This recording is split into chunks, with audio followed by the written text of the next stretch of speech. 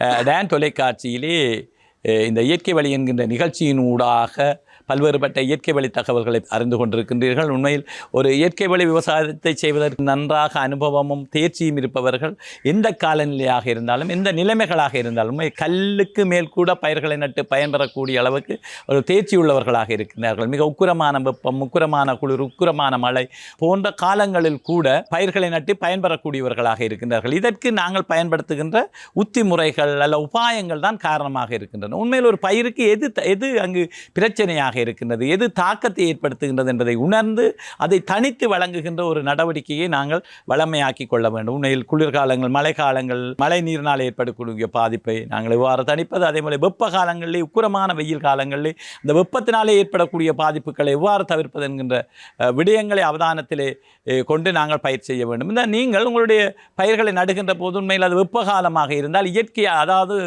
தானியங்கியாகவே சுழன்று நீரை தெளிக்கின்ற சில அமைப்புகளை நீங்கள் உருவாக்கி கொள்ள முடியும். உங்களுடைய வீடுகளிலே உண்மையில் அந்த அமைப்புகளை நீங்கள் உருவாக்கி இருப்பீர்களானால் மதிய வேளையிலே அவற்றை நீங்கள் செயற்பட செய்வதன் ஊடாக உங்களுடைய பயிர்களுக்கு நீர் தன்பாட்டிலே அதனுடைய இலைப்பகுதியிலே படுகின்ற நிலைமை ஒன்று ஏற்படும். உண்மையில் அது எந்த பயிராக இருக்கலாம், கொடிப்பயிர்களாக இருக்கலாம், பயத்தை, வெண்டி, தக்காளி, எந்த பயிர்களாக இருந்தாலும் சரி, நீங்கள் இந்த பயிர்களிலே தானியங்கியாக சுழன்று நீரை தெளிக்கக்கூடிய அமைப்புகளை உருவாக்கி இந்த வெப்ப காலங்களை பயிரிடுகின்ற போது உண்மையில் செய்வீர்களானால் மதிய வேளையிலே அவற்றின் இயக்குவனூடாக, மதிய வேளை மாத்திரமில்லை, எப்பொழுது அவை வெப்பத்தினாலே தாக்கமடைந்து வாடி கருகி அல்லது சோர்வடைந்து இருக்கின்றது என்றால் அந்த வேளையிலே நீங்கள் அந்த தானியங்கியாக நீரை சுழன்று விசிறக்கூடிய விசிறிகளினூடாக நீரை தெளித்துவிட்டு சிறிதொரு அன்னைக்குன்னு ஒரு 5-10 நிமிடங்களில் உங்களுடைய பயிர் உடனடியாகவே செழிப்படைந்து காணப்படுகின்ற நிலைமைகளை அவதானிக்கலாம். உண்மையில் இவ்வாறான அமைப்புகளை நீங்கள் நிரந்தரமாகவே உங்களுடைய வீடுகளில் செய்து வைத்திருப்பீர்களானால் உண்மையில் அவை மழை காலங்களில்,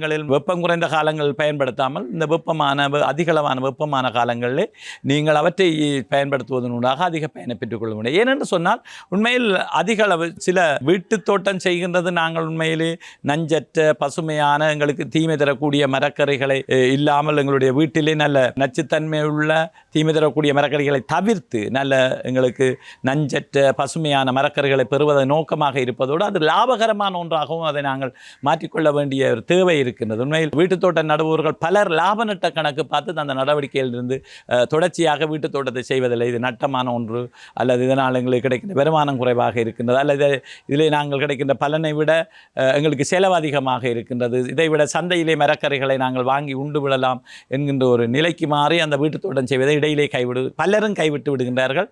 இந்த வீட்டு தோட்டம் என்கின்ற அந்த எண்ணக்கரு என்று தோல்வியடைந்த ஒரு எண்ணக்கருவாக மாறி வருவதற்கு இது மிக முக்கியமான காரணமாக இருக்கின்றது. உண்மையில் இதிலே நீங்கள் உணர்ந்து கொள்ள வேண்டிய விடயம், நாங்கள் வீட்டு தோட்டம் என்பதை லாபகரமானதாக மாற்றுவதாக இருந்தால் இவ்வாறு தான். சந்தையிலே எந்த காலத்திலே மரக்கறிகள் அதிக விலையாகவே இருக்கின்றதோ அந்த காலத்திலே மரக்கறிகளை வீட்டிலே விளைவிக்கக்கூடிய உபாயங்கள், உத்திமுறைகள், வழிமுறைகளை நாங்கள் கற்று தெரிந்தவர்களாக இருக்க வேண்டும்.